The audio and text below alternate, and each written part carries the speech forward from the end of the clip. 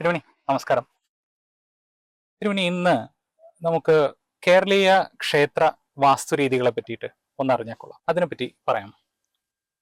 കേരളീയ പദ്ധതി എന്ന് പറയുന്നത് 3 വിധാനത്തിലാണുള്ളത്. ഒന്ന് മഹാക്ഷേത്രം, സാമാന്യേന വരുന്ന ക്ഷേത്ര പദ്ധതി, പിന്നെ കാവുകളുടെ പദ്ധതി. മൂന്നിന്റെയും 3 രീതിയിലാണ് വാസ്തു ഘടന എന്ന് പറയുന്നത്. നമ്മൾ ഇന്ന് കാണപ്പെടുന്ന ഈ ഒട്ടുമിക്ക ക്ഷേത്രങ്ങളിലും ഇപ്പൊ കാണുന്ന ഈ കൊടിമരം, ചുറ്റമ്പലം മുതലായിട്ടുള്ള കാര്യങ്ങളൊന്നും തന്നെ പണ്ട് ആ ക്ഷേത്രങ്ങൾക്ക് ഉണ്ടായിരുന്നതല്ല. ചെറിയ ക്ഷേത്രങ്ങൾ പിന്നീട് മഹാക്ഷേത്രങ്ങളായി മാറിയിട്ടുണ്ട്. കാവുകളെ ക്ഷേത്രങ്ങളാക്കി മാറ്റിയിട്ടുണ്ട്. പിന്നീട് മഹാക്ഷേത്രമായി മാറിയിട്ടുണ്ട്. അങ്ങനെ ഒരുപാട് വ്യത്യാസം ഈ പദ്ധതികളുടെ ഇടയ്ക്കൊക്കെ വന്നു ഭവിച്ചിട്ടുണ്ട്. ശരിക്കും അത്യാവശ്യമുള്ള ഒരു കാര്യങ്ങളല്ല ഇത് പലതും. ഇപ്പൊ കാവുകളെ ക്ഷേത്രങ്ങളാക്കേണ്ട ഒരു അത്യാവശ്യമില്ല. പക്ഷെ ഒരുപാട് കാവുകൾ ഇപ്പോൾ ക്ഷേത്രങ്ങളായി മാറി. ചെറിയ ഇലങ്കങ്ങളായിരുന്നത് ഈ മാൻകൊമ്പോ അല്ലെങ്കിൽ പീഠ വെച്ച് ആരാധിച്ചിരുന്ന സ്ഥലങ്ങൾ വരെ ഇപ്പോൾ വലിയ വിഗ്രഹങ്ങളും സ്വർണ്ണഗോളകയും കൊടിമരവും ഉൾപ്പെടെയുള്ള സകല സംവിധാനങ്ങളോടും വന്നു. അപ്പോൾ ഈ നമ്മൾ പൊതുവെ പറയും ക്ഷേത്രങ്ങളിൽ അധിവസിക്കുന്നത് ഈശ്വരനല്ല, ദേവതയാണ്. ആ ദേവത എന്ന് പറയുന്നത് ഈശ്വരന്റെ ഒരു പ്രതിരൂപമാണ്. അതുകൊണ്ട് തന്നെ ദേവത ആയതുകൊണ്ട് തന്നെ ഗുണവിധേയമാണ്. ദേവതയ്ക്ക് ഇഷ്ടാനിഷ്ടങ്ങളും സ്വഭാവ സവിശേഷതകളും കലകൾ എന്ന് പറയുന്നത് വേറൊരു തത്വത്തിലാണ്. ഇഷ്ടാനിഷ്ടങ്ങൾ മനുഷ്യരെ പോലെ തന്നെ സങ്കല്പം ദേവതയ്ക്ക് ഉണ്ട്. അദ്ദേഹത്തിന്റെ വീടായിട്ട് പരിഗണിക്കണം. അതെ. ഇപ്പം ചിലർ ചോദിക്കാറുണ്ട്, നിങ്ങളുടെ ദൈവത്തിന് എന്താണ് സ്ത്രീകളെ ഇഷ്ടമല്ലേ, നിങ്ങളുടെ ദൈവത്തിന് എന്താണ് അതിഷ്ടമല്ലേ ഇതിഷ്ടമല്ലേ? ദൈവം അല്ല, അത് ദേവതയാണ്. ഈശ്വരൻ സാക്ഷാൽ ഈശ്വര സങ്കല്പത്തിൽ ഇരിക്കുന്നത് ഒന്നുമില്ല, നിർഗുണമായൊരു ബ്രഹ്മം മാത്രമേ ഉള്ളൂ. നമ്മുടെ ആവശ്യത്തിനായിക്കൊണ്ട് നമ്മൾ ദേവതകളെ ഉണ്ടാക്കിയെടുത്തിരിക്കുന്നതാണ്. അല്ലെങ്കിൽ പിന്നീട് പ്രകൃതിയാൽ ഉണ്ടാകപ്പെട്ട ദേവതകളെ നമ്മൾ സംരക്ഷിച്ചു പോരുന്നതാണ്. നമ്മളുടെ ആവശ്യങ്ങൾക്ക് വേണ്ടി നമ്മൾ സംരക്ഷിക്കുന്നതാണ്. എങ്ങനെ നമ്മൾ അഗ്നിയെ സംരക്ഷിക്കുന്ന പോലെ അല്ലെ, തീ നമ്മൾ സംരക്ഷിച്ചു വെച്ചിട്ടുണ്ട് ആദ്യകാലത്ത്. അതിന് പല മാർഗങ്ങൾ നമ്മൾ ഉപയോഗിച്ചു. ഇപ്പോൾ തന്നെ വൈദിക പദ്ധതിയിൽ പറഞ്ഞാൽ 3 കുണ്ടങ്ങളിലെ ഗാർഹപത്യം എന്ന് പറയുന്നത് ഭക്ഷണം ഉണ്ടാക്കാനുള്ളതാണ്. 3 അഗ്നികുണ്ടങ്ങളിലായിട്ടാണ് അഗ്നിയെ സൂക്ഷിക്കുന്നത്. അതിലൊന്ന് നമ്മുടെ ഗാർഹപത്യാഗ്നിയാണ്. അതിന് ഗൃഹസ്ഥന്മാര് ഭക്ഷണം ഉണ്ടാക്കാനും വീട്ടിലെ ആവശ്യങ്ങൾക്കും വേണ്ടി ഉപയോഗിക്കുന്നതാണ്. ഒന്ന് ആഹവനീയം എന്ന് പറയുന്നത് ആഹൂതികൾക്ക് ഉപയോഗിക്കുന്നത്, ദക്ഷിണാഗ്നി എന്ന് പറയുന്നത് ഈ മരണസമയത്ത് ഉപയോഗിക്കുന്നത്.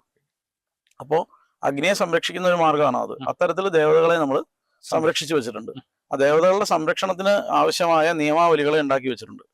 ആ നിയമാവലികൾ ഈ ദേവതയുമായി ബന്ധപ്പെട്ട് ആരാണോ ആദ്യം തീരുമാനിച്ചത് അദ്ദേഹമാണ് ആദ്യത്തെ തന്ത്രി എന്ന് പറയുന്ന ആൾ. ഇപ്പോൾ ആ ചടങ്ങുകളെ ക്രമം തെറ്റിക്കാതെ ആരാണോ പാലിക്കുന്നത് അവരെയാണ് നമ്മൾ തന്ത്രിയായിട്ട് കണക്കാക്കുന്നത്. ഒരു ടെക്നിക്കൽ പോസ്റ്റാണ് തന്ത്രി എന്ന് പറയുന്നത്. മേൽശാന്തി എന്ന് പറയുന്നത് ഒരു സർവീസ് ടെക്നീഷ്യന്റെ പോസ്റ്റാണ്. ദിവസവും ഇതിന് വേണ്ട മെയിൻ്റനൻസ് ചെയ്യുന്നത്, വാർഷികമായി ചെയ്യേണ്ടത്.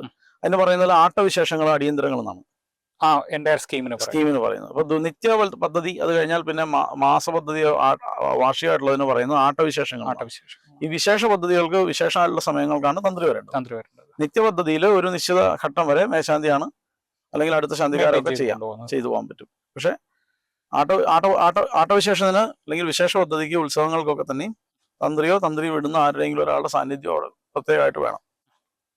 അത്തരത്തിൽ നമ്മൾ എടുക്കുമ്പോൾ മഹാക്ഷേത്രങ്ങളിൽ എടുത്താൽ 3 തരത്തിലുള്ള വിശേഷ പദ്ധതികളുണ്ട്. അതിന് പറയുന്നത് ധ്വജാതി ഉത്സവം, അങ്കുരാതി ഉത്സവം, പടഹാതി ഉത്സവം. 3 തരത്തിലുള്ള ഉത്സവങ്ങളാണ്. ധ്വജാതി ഉത്സവം എന്ന് പറയുന്നത് കൊടിയേറ്റിയുള്ള ഉത്സവമാണ്. അങ്കുരാതി ഉത്സവം എന്ന് പറയുന്നത് മുളയിടുന്ന ഉത്സവമാണ്. മുളയിടുക മീൻസ് 16 പാലുകളിലായിട്ട് സോമകലകളെ ആവാഹിച്ച് അവിടെ മുളദ്രവ്യങ്ങളെ കൊണ്ട് അവിടെ മുളയിടിച്ച് മുളപ്പിച്ചെടുക്കും. അതാണ് അങ്കുരാതി ഉത്സവം. പടഹാതി ഉത്സവം എന്ന് പറഞ്ഞാൽ പറയെടുപ്പ് പോലെയുള്ള വാദ്യഘോഷങ്ങളോട് കൂടി നടത്തുന്ന വലിയ ഭഗവതിയെ, ദേവനെ പുറത്തേക്ക് എഴുന്നള്ളിച്ചുകൊണ്ട് നടത്തുന്ന പരിപാടികളാണെല്ലാം പടഹാതി ഉത്സവങ്ങൾ. ഇപ്പൊ വെച്ചാൽ ഈ അങ്കുരാതിയും പടഹാദിയും ധ്വജാതിയും എല്ലാം കൂടെ ഒരു ഉത്സവമായിട്ട് ഒരേ രീതിയിലാണ് ഇപ്പം ഒരുമിച്ചാണ് ചേർന്നാണ് ആചരിക്കുന്നത്. അത് ഒരു വളരെ കുറച്ച് ക്ഷേത്രങ്ങളിലെങ്കിലും 3ആയിട്ട് തന്നെ ഈ പദ്ധതി, പിന്നെ 3ആയിട്ട് ഈ പദ്ധതി നടത്തുന്ന സ്ഥലങ്ങളുണ്ട്. 3 രീതിയിൽ തന്നെ നടത്തുന്ന സ്ഥലങ്ങളും ഉണ്ട്. ഈ ദേവതയാണ് ക്ഷേത്രങ്ങളിൽ അധിവസിക്കുന്നതെന്ന് പറഞ്ഞല്ലോ. അത്തരത്തിൽ തന്നെ വേറൊരു സങ്കല്പമാണ് ക്ഷേത്ര പുരുഷ സങ്കല്പം. ആ ക്ഷേത്ര പുരുഷ സങ്കല്പത്തിൽ എങ്ങനെയാണെന്ന് വെച്ചാൽ ശ്രീകോവിൽ മുഖാണ്, കഴുത്താണ് മണ്ഡപം. അങ്ങനെ പോയി പാദങ്ങളാകുമ്പോഴാണ് ഗോപുരാകുന്നത്. അങ്ങനെ നട്ടലാണ് ദേവന്റെ, ആ പ്രാസാദ പുരുഷന്റെ. എല്ലാവരും പറയും ദേവന്റെ നട്ടലാണ്, ദേവന്റെ അല്ല, അത് പ്രാസാദ പുരുഷന്റെ. അതായത് ആ മൊത്തത്തിൽ ആ ഒരു മതിൽക്കെട്ടിനുള്ളിൽ ഒരു പ്രാസാദമായിട്ട് കൽപ്പിച്ചാൽ അതിനുള്ളിലൊരു ദേവതാ സങ്കല്പം, ആ ക്ഷേത്രത്തെ മുഴുവനായി ഒരു ദേവനായിട്ട് കണക്കാക്കിയാൽ എന്താണോ അതാണ് പ്രാസാദ പുരുഷൻ എന്ന് പറയുന്നത്. ആ സങ്കല്പത്തിൽ നട്ടല് ആണ് കൊടിമരം വരുന്നത്. അപ്പം കൊടിയേറ്റിയിട്ടുള്ള ഉത്സവം എന്ന് പറയുന്നതാണ് ധ്വജാതി ഉത്സവം. കൊടിയേറ്റ് എന്ന് പറയുന്ന ചടങ്ങ് മൂലാധാരത്തിൽ നിന്ന് കുണ്ടലിനി ശക്തി മുകളിലേക്ക് പോയിട്ട് സഹസ്രാരം വരെ പോകുന്നതാണ്. അതുകൊണ്ടാണ് കൊടിയേറ്റുള്ള എല്ലാ ക്ഷേത്രങ്ങളിലും മിക്കവാറും ആറാട്ടുണ്ട്. ആറാട്ടില്ലാതെ പറ്റില്ല. ആ ആറാട്ടെന്ന് പറയുന്നത് മുകളില് കുണ്ടലിനി ശക്തി മുകളിലെത്തിയിട്ടുള്ള അമൃത വർഷമാണ് ആറാട്ടായിട്ട് കണക്കാക്കുന്നത്. ആ ചടങ്ങുകളെ ചിട്ടപ്പെടുത്തിയിരിക്കുന്നത് അങ്ങനെയാണ്. ഈ ആജ്ഞാചക്രത്തിലേക്ക് എത്തുന്ന സമയമാണ് നമ്മൾ ഈ പള്ളിവേട്ട നടത്തുന്നത്. പള്ളിവേട്ട സമയത്താണ് ദേവൻ ഈ അധമ വികാര വിചാരങ്ങളെല്ലാം നമ്മളെങ്ങനെയാണോ മറികടന്നു പോകേണ്ടത്, അതുപോലെ തന്നെ ദേവൻ ഈ ദുഷ്ടമൃഗങ്ങളെയൊക്കെ ഹിംസ ചെയ്യുന്നതായിട്ടും അത് ഗ്രാമാതിർത്തി വിട്ട് ഓടിക്കുന്നതായിട്ടും സങ്കല്പിച്ചിട്ടാണ് ഈ പള്ളിവേട്ട ഗ്രാമത്തിന്റെ അതിർത്തി പോയി നടത്തിയിട്ട് തിരിച്ചു വരുന്നത്. ഇതിനെല്ലാം തന്നെയും ആളുകളുടെ സാധനാ പദ്ധതിയുമായിട്ട് വളരെ കണക്റ്റഡ് ആണ്. സാധനായുക്തനായിട്ടുള്ള ഒരാളായിട്ടാണ് ദേവനെ കണക്കാക്കുന്നത്. അതായത് സദാസമയവും സാധനാ പദ്ധതിയിലിരിക്കുന്ന ഒരാളായിട്ടാണ് കണക്കാക്കുന്നത്. പ്രതിഷ്ഠ എന്ന് പറയുന്നത് മൂലമന്ത്രം എങ്ങനെയാണോ ശിഷ്യന് ഗുരു പറഞ്ഞു കൊടുക്കുന്നത്, അല്ലെങ്കിൽ മന്ത്രന്യാസം ചെയ്തു മന്ത്ര അഭിഷേകം ചെയ്യുന്നത്, അത്തരത്തിലാണ് കലശാഭിഷേകം ചെയ്ത് ദേവനെ മന്ത്രയുക്തനാക്കി തീർക്കുന്നത്. ശരിക്കും പറഞ്ഞാൽ ആ പ്രതിഷ്ഠ കഴിച്ച ആളുടെ ശിഷ്യനാണ്, ശിഷ്യന്റെ സങ്കല്പമാണ് ദേവന്, അല്ലെങ്കിൽ പുത്രസങ്കല്പമാണ്. അതുകൊണ്ടാണ് ഈ തന്ത്രിയെ പൊതുവെ പിതാവായിട്ട് കണക്കാക്കാനുള്ള കാരണം. അത് പ്രതിഷ്ഠ കഴിച്ച ആൾക്കാണ്. മറ്റതെല്ലാം സ്ഥാനം കൊണ്ട് മാത്രമേ വരുള്ളൂ, ആവുള്ളൂ. ശരിക്കും ആത്മബന്ധം അല്ലെങ്കിൽ ആത്മപ്രതിഷ്ഠയായിട്ട് കഴിച്ച ഒരാൾക്ക് ഷടാധാരം മുതൽ പ്രതിഷ്ഠിച്ചു കൊണ്ടുവന്ന് ആ വിഗ്രഹം വരെ ശില്പി കൊത്തുന്നിടത്ത് പോയി നിന്ന് ആ വിഗ്രഹം പറഞ്ഞ് ആ ധ്യാനപ്രകാരം ചെയ്യിപ്പിച്ച് കൊണ്ടുവന്ന് പ്രതിഷ്ഠ കഴിച്ച് കലശമാടി, ജീവകലശം ആടിയ തന്ത്രി, പൂജിച്ച് ആടിയ തന്ത്രി എന്ന് പറഞ്ഞാൽ ശരിക്കും അത് ഒരു മകനെ അല്ലെങ്കിൽ ഒരു ശിഷ്യനെ വാർത്തെടുക്കുന്നത് പോലെ തന്നെയാണ് ആ പ്രതിഷ്ഠാ ചടങ്ങുകൾ. അപ്പൊ അതുകൊണ്ട് തന്നെ ആ തന്ത്രി മരിക്കുമ്പോൾ പുലയുണ്ട് ദേവന്. അങ്ങനെ 100% ഉണ്ട്. ഈ പ്രാണപ്രതിഷ്ഠ ചെയ്ത തന്ത്രി മരിക്കുമ്പോ പുലയുണ്ട്. കാരണം എന്താണെന്ന് വെച്ചാല് ആലോചിച്ച് നോക്കൂ, നിയമപരമായിട്ടുണ്ടോ ഇല്ലയോ. ഇപ്പൊ എന്റെ ഗോത്രമായിട്ട് ഒരു ബന്ധമില്ലാത്ത ഒരാളാണ് എന്റെ ഗുരുനാഥൻ എന്ന് വെക്കാം. പക്ഷെ അദ്ദേഹം എനിക്ക് മന്ത്രോപദേശം തന്നിട്ടുണ്ട്, എന്നെ മന്ത്രദീക്ഷിതനാക്കിയിട്ടുണ്ടെങ്കിൽ ഗുരുനാഥന്റെ ഗോത്രത്തിലേക്ക് ഞാൻ മാറുകയാണ്. അത് ഉപനയനം കഴിക്കുമ്പോൾ അങ്ങനെ തന്നെയാണ്. അച്ഛൻ മകനെ ഉപനയനം കഴിക്കാൻ പറയുന്നതിന്റെ കാര്യം ഗോത്രം മാറാതിരിക്കാൻ. മറിച്ച് വൈദികനാണ് ചെയ്തു കൊടുക്കുന്നതിൽ വൈദികനാ ചടങ്ങെല്ലാം ചെയ്യുന്നെങ്കിൽ വൈദികന്റെ ഗോത്രത്തിലേക്ക് കുട്ടി വരും. അത് വരാതിരിക്കാൻ വേണ്ടിയിട്ടാണ് ഇങ്ങനെ ചെയ്യുന്നത്. അപ്പം ഇവിടെ അത് തന്നെയാണ് ചെയ്യുന്നത്. ഇവിടെ ആ ഒരു ശില്പി കൊത്തിയ വിഗ്രഹത്തിന് ശുദ്ധിക്രിയകളൊക്കെ ചെയ്തതുപോലെ എങ്ങനെയാണോ ഒരു ശിഷ്യന് മന്ത്രോപദേശം കൊടുക്കുന്നത്, അതേ പരുവത്തിൽ തന്നെയാണ് ഈ ദേവനിലേക്ക് ആ മന്ത്രചൈതന്യം സന്നിവേശം. സദാ സാധനായുക്തനായിട്ടുള്ള ആളായിട്ടാണ് കണക്കാക്കുക. അത് ദേവന്റെ മൂലാധാര ചക്രമാണ്, ആധാരശില. അങ്ങനെ എടുക്കുമ്പോൾ ദേവന്റെ സഹസ്രാരമായിട്ടാണ് വിഗ്രഹത്തെ കണക്കാക്കുക. ദേവൻ എന്ന് പറയുന്നത് മൊത്തത്തിൽ തത്വത്തിൽ ആ ശ്രീകോവിലിനകത്തേക്ക് ഷടാധാരം മുതൽ മുകളിലേക്കുള്ള എല്ലാം ഉണ്ട്. കേരളം വിട്ട് നമ്മൾ പോയി കഴിഞ്ഞാൽ കോമൺ ആയിട്ട് നമ്മൾ കാണുന്നത് കൊടിമരം മാത്രമാണ്. ബാക്കിയുള്ളതൊക്കെ വളരെ വ്യത്യാസമുള്ള രീതിയിലാണ്. കൊടിമരത്തിന് അവിടെയും ആഗമ പ്രതിഷ്ഠകളിലും ഇവിടെയും നമ്മുടെ തന്ത്രം അനുസരിച്ചിട്ടുള്ളിടത്തും ഒരേപോലെ പ്രാധാന്യമുണ്ട്. നമ്മളുടെ വിദ്യ എന്ന് പറയുന്നത് കേരളീയ വാസ്തുവിദ്യയും കേരളീയ തന്ത്രവിദ്യ എന്ന് പറയുന്നത് ഭാരതീയമായ പദ്ധതിയിൽ നിന്ന് ഒട്ടും വ്യത്യാസമൊന്നുമില്ല ശരിക്കും. പക്ഷെ നമ്മൾ ഓരോ പ്രദേശത്തിനനുസരിച്ച് അതിനെ നമ്മളുടേതായ രീതിക്കാക്കി മാറ്റുന്നതാണ്. ഉപയോഗിക്കുന്ന ദ്രവ്യങ്ങളാണെങ്കിലും ചെയ്യുന്ന ക്രിയകളാണ് അളവാണെങ്കിലും ഒക്കെ തന്നെയും നമ്മൾ കിട്ടുന്ന ദ്രവ്യങ്ങളുടെ അവൈലബിലിറ്റി അനുസരിച്ചിട്ടൊക്കെയാണ് നമ്മൾ ചിട്ടപ്പെടുത്തുന്നത്. ഇപ്പൊ ഇവിടെ കരിങ്കല്ലിന് അത്ര സോഴ്സ് ഇല്ലാത്ത കാലത്താണ് നമ്മുടെ ക്ഷേത്രങ്ങളെ കൂടുതലും തടിയിൽ പണിത്. പുറത്തേക്ക് പോയാൽ നിങ്ങൾക്ക് കൊടിമരം ഉൾപ്പെടെ കരിങ്കല്ലിൽ കാണാം, ധാരാളം സ്ഥലങ്ങളുണ്ട്. അപ്പൊ ഇന്നിപ്പോ നമുക്ക് ശരിക്കും പറഞ്ഞാൽ വേണമെങ്കിൽ ഇന്ന് കരിങ്കല്ലിൽ കൊടിമരം ചെയ്യാം. ഇപ്പൊ ഒന്ന് അവൈലബിൾ ആണ്. ചെയ്യുന്നതിന് ചെയ്ത സ്ഥലങ്ങളുണ്ട്. ഈ വെള്ളക്കെട്ടുള്ള സ്ഥലങ്ങളിലൊക്കെ ഈ മരം കുഴിച്ചിട്ടാൽ ദ്രവിക്കാൻ സാധ്യതയുണ്ട്. അപ്പൊ അത് ഒഴിവാക്കാൻ വേണ്ടിയിട്ട് കരിങ്കല്ലിൽ കൊടിമരം ചെയ്ത എനിക്ക് തോന്നുന്ന ഒരു 3-4 ക്ഷേത്രങ്ങളെങ്കിലും കേരളത്തിൽ പൊതിയണോ പൊതിയാതിരിക്കാനോ നിങ്ങളുടെ ഇഷ്ടം. നമ്മുടെ പിച്ചളയൊന്നും അത്യാവശ്യമൊന്നുമില്ല. ഈ പിച്ചള പൊതിയുന്നതും പറയിടുന്നതൊന്നും അത്യാവശ്യമല്ല. അത് ആ തടിക്ക് കേടുവരാതിരിക്കാൻ വേണ്ടി ചെയ്യുന്ന ക്രിയകളാണ്. ചിലയാകുമ്പോൾ അതിന്റെ അത്യാവശ്യം അത്രയ്ക്ക് കാര്യമുണ്ടോ എന്ന് അറിഞ്ഞൂടാ. ഇല്ല, അതിന്റെ ആവശ്യമില്ല ശരിക്കും. അപ്പം തലവടി പനയന്നൂർക്കാവ് കരിങ്കൽ കൊടിമരമുണ്ട്. എനിക്ക് തോന്നുന്നു കേരളത്തിലെ തന്നെ ആദ്യത്തെ കരിങ്കൽ കൊടിമരം എന്ന് സംശയം. അവിടെ വലിയ കൊടിമര കരിങ്കലിന്റെ. പലയിടത്തും കൊടിമര ഇല്ലാതെയും കണ്ടിട്ടുണ്ടല്ലോ കേരളത്തില്. നമ്മൾ പുസ്തകങ്ങൾ പരിശോധിച്ച് കഴിഞ്ഞാൽ ഈ സ്ഥിരം ധ്വജത്തെ പറ്റിയിട്ട് പറയുന്നത് ഒരു ചെറിയൊരു ഭാഗം മാത്രമേ ഉള്ളൂ. അതായത് ഈ സ്ഥിരം ധ്വജം എന്ന് പറയുന്ന ഒരു വലിയ കാര്യമല്ലായിരുന്നു. ഒരു അടയ്ക്കാമരമായിരുന്നു സാധാരണ എല്ലാ വലിയ മഹാക്ഷേത്രങ്ങൾക്ക് ഉൾപ്പെടെ കൊടിമരം. പല ദേവീക്ഷേത്രങ്ങളിൽ ഇപ്പോഴും അത് കൊണ്ടുവരുന്ന തന്നെ ഉത്സവത്തിന് അത് എടുത്തിട്ട് ഒരു ചടങ്ങായിരുന്നു. ആ ചടങ്ങായിട്ട് കൊണ്ടുവന്നിട്ട് കൊടിമരം നാട്ടി കൊടിമരത്തിന് വേണ്ട ശുദ്ധിക്രിയകളൊക്കെ ചെയ്ത് നാട്ടിയതിനു ശേഷം മുകളിൽ വാഹനത്തെ പ്രതിഷ്ഠിച്ചിട്ട് കൊടി വലിച്ചു കയറ്റുകയാണ് പതിവ്. അത് കുറെ വർഷങ്ങൾ ഇങ്ങനെ ആവർത്തിക്കുമ്പോൾ നാട്ടുകാർക്ക് തോന്നുന്നു നമുക്ക് സ്ഥിരം ധ്വജാക്കിയാൽ എന്താണ്. അപ്പൊ സ്ഥിരം ധ്വജത്തിന്റെ പദ്ധതി അനുസരിച്ചിട്ട് ആരണ്യമരം, അതായത് ഇപ്പൊ തേക്കുമരാണ് ഈ പറയുന്നത്. ഒരുപാട് വൃക്ഷങ്ങളെ പറയുന്നുണ്ട്. അതിൽ തേക്കാണ് ഇപ്പൊ പൊതുവെ എടുക്കുന്നത്. കിട്ടാൻ എളുപ്പമുള്ളതും സ്ട്രെയിറ്റ് ആയിട്ട് കിട്ടാൻ ബുദ്ധിമുട്ടില്ലാത്തതും കാതലുള്ളതുമായിട്ടുള്ള മരം തേക്കാണ്. ഇത് പറയുന്ന അനാദികാലം നിൽക്കണം എന്നാണ്. ഈ അനാദികാലം എന്ന് പറയുമ്പോൾ ആൾക്കാർ വിചാരിക്കുന്നത് 1000 വർഷം അല്ല, 300 വർഷമാണ്. 300 വർഷമേ പ്രതീക്ഷിക്കുന്നുള്ളൂ. 300 വർഷം കഴിഞ്ഞാൽ വീണ്ടും പുതിയ കൊടിമരം വെക്കാം. 90% സ്ഥലങ്ങളിൽ 80-70 വർഷത്തിനുള്ളിൽ അത് മാറ്റേണ്ടതായിട്ടുള്ള സാഹചര്യം വന്നിട്ടുണ്ട്. ചിലടത്ത് മാറ്റാതെയും നിൽപ്പുണ്ട്. എന്തായാലും കോൺക്രീറ്റിലൊക്കെ പണിയുന്നതിലുമൊക്കെ ഭേദമാണ്. ഈ 100 ഭേദമാണ് തടിയുടെ മാറ്റുവാണെങ്കിൽ തന്നെ. വലിയ ഭാരിച്ച ചെലവുള്ള പദ്ധതിയാണ്. ശരിക്കും പറഞ്ഞാൽ ഒരു എത്രയോ വർഷം ഈ അടയ്ക്കാമറ കൊടിമരത്തിൽ കൊടിയേറ്റുന്നതിനേക്കാൾ ചെലവാണ് ഒരു പ്രാവശ്യം കൊടി നമ്മൾ കൊടിമരം സ്ഥാപിക്കുമ്പോൾ. ഇപ്പോഴത്തെ കണക്കൊക്കെ ആണെങ്കിൽ 10-25 ലക്ഷം രൂപയ്ക്ക് മുകളിൽ പോകും. ഇപ്പൊ ഒരു കൊടിമരം ഉണ്ടാക്കിയെടുക്കണം, ഇതൊന്നും പോരാ. അത് എണ്ണത്തോണിയിലൊക്കെ ഇട്ട് അതിന് പ്രോസസ്സിംഗ് ഉണ്ട്. ഈ തടി ദ്രവിക്കാതിരിക്കാനുള്ള ഒരു ചില ഔഷധ കൂട്ടുകളുണ്ട്. അത് നല്ലെണ്ണയിലാണ് ഉണ്ടാക്കിയെടുക്കുന്നത്. നല്ലെണ്ണയിൽ ഉണ്ടാക്കിയെടുത്തിട്ട് ഇതിന് അധിവാസം എന്ന് പറയാം, അധിവസിപ്പിക്കുക. ഈ ഈ ഈ മരത്തിന്റെ എണ്ണ ഉണ്ടല്ലോ, ഈ മരത്തിന്റെ എണ്ണയും ഈ പുറത്തുനിന്ന് കൊടുക്കുന്ന എണ്ണയും തമ്മിലൊരു യോജിപ്പ് വന്നിട്ട് രണ്ടിന്റെയും ഈ എണ്ണയുടെ ഒരു ഒരു ഒരു ഒരു ബലം രണ്ടിലും ഈക്വൽ ആയിട്ട് നിൽക്കും. അത് സംശീകരിച്ചെടുക്കും. ഇവിടുന്ന് അങ്ങോട്ടും അവിടുന്ന് ഇങ്ങോട്ടും കുറെ കെമിക്കൽ പ്രോസസ്സ് നടക്കും. ഈ സമയത്ത് കഴിഞ്ഞാൽ പിന്നെ തടി ദ്രവിക്കാതെ, തടിക്ക് ഡാമേജ് വരാതെ, വെള്ളം തട്ടിയാൽ പോകാതെ ആ തടി അവിടെ നിൽക്കും. അത് കഴിഞ്ഞിട്ടാണ് ഈ നമ്മളിപ്പോ മുകളിലേക്ക് കാണുന്നതിന്റെ ഏകദേശം ഒരു 4-1 ഭാഗം അടിയിലേക്കുണ്ട്.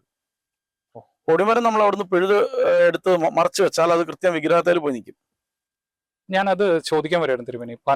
പലരും പറഞ്ഞു കേട്ടിട്ടുണ്ട് ഈ കൊടിമരമാണ് ക്ഷേത്രത്തിനുള്ളിലേക്ക് എനർജി സ്വീകരിക്കുന്നതിന്റെ പ്രധാന ഒരു ഘടകം എന്ന് പറഞ്ഞു കേട്ടിട്ടുണ്ട്. ഈ പ്രാസാദ പുരുഷൻ ക്ഷേത്രം ഒരു ഫീൽഡായിട്ട് സങ്കല്പിച്ചാൽ പ്രാസാദ പുരുഷന്റെ നട്ടലാണെന്നാണല്ലോ പറഞ്ഞത്. അപ്പൊ ആ നട്ടല് നമ്മുടെ ഈ ഷഡ്ചക്രങ്ങളുടെ പദ്ധതിയായിട്ട് തന്നെ അവിടെ ബന്ധം വരുന്നുണ്ടല്ലോ. ഈ അടുത്ത ഒരാള്, നമ്മൾ പേരെടുത്ത് പറയുന്നില്ല, എന്നാലും കൊടിമരം കഴുമരമാണെന്ന് പറഞ്ഞൊരു പ്രസ്താവന നടത്തിയിട്ടുണ്ട്. അങ്ങനെ ശ്രദ്ധപ്പെട്ടെന്ന് വിചാരിക്കുന്നു. എന്താണ് അതിനെപ്പറ്റി പറയാനുള്ളത്? അച്ഛനെ കാണുമ്പോൾ അവസരപ്പാൻ തോന്നുന്ന ആൾക്കാർ അവരോടൊക്കെ നമുക്ക് മറുപടി പറയാനില്ല. കാരണം എന്താ വെച്ചാൽ ഈ ഞാൻ പറഞ്ഞു സ്ഥിരം ധ്വജം പദ്ധതി എന്ന് പറയുന്നത്, നിങ്ങൾ ഈ കാണുന്ന ഈ വണ്ണത്തിലുള്ള ധ്വജം, ഈ പറയേറ്റിയ ധ്വജം എന്ന് പറയുന്നത് കേരളത്തിൽ പല ക്ഷേത്രങ്ങളിലും വന്നിട്ട് വളരെ കുറച്ച് കാലേ ആയിട്ടുള്ളൂ. ഒരു ഗ്രാമദേവത, വലിയ പ്രധാനപ്പെട്ട ഒരു ഗ്രാമദേവതയ്ക്കൊക്കെ അന്ന് ഈ വലിയ കൊടിമരമൊക്കെ ഉള്ളൂ. ഒന്നാമത്തെ കാര്യം വെച്ചാൽ ഇത് മഹാരാജാക്കന്മാർ പണിത ക്ഷേത്രങ്ങൾക്കൊക്കെ ഉൾപ്പെടെ മാത്രമേ ഈ ധ്വജസ്തംഭമൊക്കെ പണിയാനുള്ള അന്ന് പൈസ ഉള്ളൂ. നമ്മളൊക്കെ അന്ന് ദരിദ്രന്മാരാണ്. എല്ലാം ഓലക്കൊള്ളിൽ കഴിഞ്ഞ ആൾക്കാരാണ് ഞാനും നിങ്ങളും ബാക്കിയുള്ള ആൾക്കാരും എല്ലാം.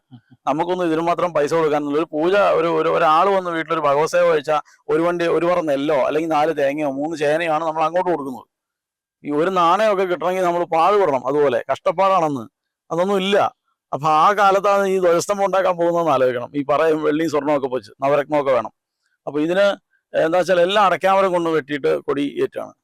ഈ കൊടിക്കൂറ നിങ്ങൾ കണ്ടിട്ടുണ്ട്. അതിന് ഭാരം അറിയാമോ? കൊടിക്കൂറ ഏകദേശം ഒരു കൊടിക്കൂറ എന്ന് പറഞ്ഞാൽ 2 കിലോ 1.5 കിലോ 2 കിലോ അടുത്തൊക്കെ വെയിറ്റ് ഉണ്ടാവും. 2 കിലോ മോളിൽ പോകും. അതിലൊരു മണി ഇടും, അത് 2 കിലോളം കാണും. ഒരു 5 കിലോളം ഈ തുമ്പിക്കൈ വണ്ണത്തുള്ള ഒരു മാലയും കൂടെ വരുമ്പോഴത്തേക്കും ഒരു 5-6 കിലോ വെയിറ്റ് ഉള്ള സാധനമാണ്. ഇത് തന്നെ നമ്മൾ അതേ വലിച്ചു കയറ്റാൻ പാടുപെടുകയാണ്. അപ്പോഴാണ് ഒരു 60 കിലോ ഉള്ള തലയില്ലാത്ത ഒരാളെ അതിന്റെ മണ്ട വലിച്ചു കയറ്റണമെങ്കിൽ ഇവിടുന്ന് അപ്പുറത്തുനിന്ന് ആന വെച്ച് വലിക്കേണ്ടി വരും മോളിൽ കയറി പോകണമെങ്കിൽ. അത് കൊടിമരെല്ലാം ഒടിഞ്ഞു വളഞ്ഞ് താഴെ പോകും. ഇത് ഒരു കപ്പിയും കയറും വെച്ചല്ല വലിച്ചു കയറ്റുന്നത്, ഒരു കുഞ്ഞൊരു വളയം മാത്രമല്ല. ഈ വളയത്തെ കൂടെ ഇത് വലിച്ചു കയറ്റുന്നത് മുകളിലേക്ക്. അങ്ങനെ കാണുമ്പോൾ നമുക്ക് എന്തെല്ലാം തോന്നും. കത്തുന്ന സാരി, തീ കാണുമ്പോൾ പട്ടുസാരിയാന്ന് തോന്നുന്ന ആൾക്കാരോട് നമുക്ക് എന്ത് മറുപടി പറയാൻ പറ്റും? രണ്ടും ഒന്നല്ലേ എന്ന് ചോദിക്കുന്ന പോലെ. ഇപ്പം എന്താ പറയാ, ഇപ്പം ഈ നല്ല ചന്ദന അരച്ചതും അമേദ്യവും രണ്ടും ഒരേ വാഴയിലെടുത്ത് എടുത്ത് വെച്ചാൽ രണ്ടും ഒരുപോലെ ഇരിക്കും. അപ്പൊ അതിന് പകരം ഇതുകൊണ്ടും കുറുതോടാന്ന് പറഞ്ഞാൽ എങ്ങനെ ഉണ്ടാവും? രണ്ടും ഒരുപോലല്ലേ ഇരിക്കുന്നു. ഇത് കാഴ്ചക്ക് എന്തോ അതുപോലെ കണ്ടപ്പോൾ ഒരാൾക്ക് ഒരു ഭാവന തോന്നി. ആ ഭാവന തോന്നിയ വിവരദോഷി ഇത് ചപ്പടാച്ചി അടിച്ചു വിട്ടു. ആ അടിച്ചു വിട്ടത് കേട്ടുള്ള മറ്റുള്ള വിവരദോഷികൾ ഉള്ളിൽ കിടക്കുന്ന ഈ ഇൻഫീരിയോറിറ്റി കോംപ്ലക്സും മറ്റെല്ലാം കൂടെ തള്ളിക്കഴിഞ്ഞപ്പോൾ അതെല്ലാം കൂടെ പുറത്ത്, ആ ഉള്ളിലെ ഫ്രാഡുകൾ പുറത്തേക്ക് ആടി വരുന്നതാണ്. അത് വെച്ചിട്ടാണ് ഇവന്മാര് കഥയൊക്കെ ഉണ്ടാക്കി വെച്ചിരിക്കുന്നത്. ഇത് എവിടെയെങ്കിലും ഒരു കഴിവേറ്റ കഥയുണ്ടോ? ഇല്ല. കഴിമരുന്ന് പറഞ്ഞാൽ എന്ത് ഈസി ആയിട്ട് ഉണ്ടാക്കാം. ഇത്രയും പാട് കഴിച്ചിട്ട് വേണം അത് ഉണ്ടാക്കാൻ. ഈ പുണ്യാഹം എല്ലാം കഴിച്ച് കൊടിക്കൂറ കൊണ്ടുവന്ന പുണ്യാഹം ഉണ്ട്.